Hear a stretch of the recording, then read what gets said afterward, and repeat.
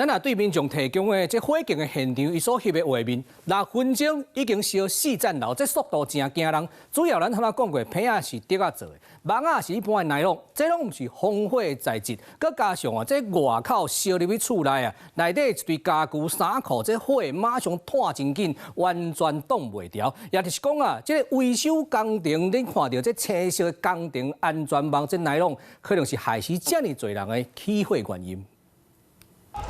我个把火烛啊！西港的现场烧甲白白叫，昨下晡2點51，香港新界大埔的主體區防火館發生大火，連續燒過6點鐘。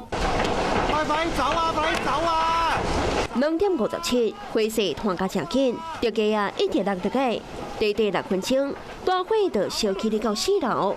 報案的人用影片將火燒的過程攏記落個。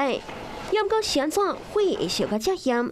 一賣攏懷疑甲外牆的防火網有關係。根據消防處喺進行滅火同埋搜救嘅過程之中咧，係發現建築物喺嘅外牆係有一啲安裝咗嘅保護網啦、保護膜啦、防水帆布、塑膠布。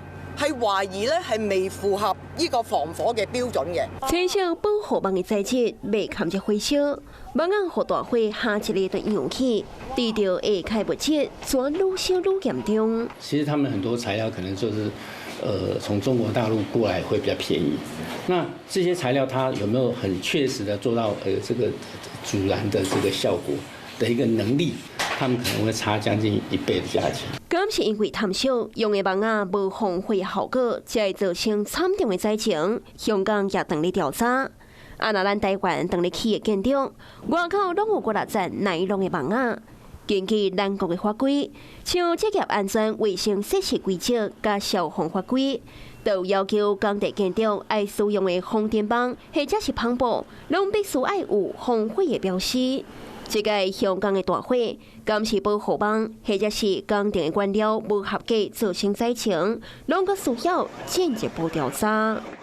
Hello， 我是雷亞，想要搶先掌握最及時的新聞資訊嗎？趕快訂閱、按讚、開啟小鈴鐺，鎖定華視新聞 YouTube 頻道。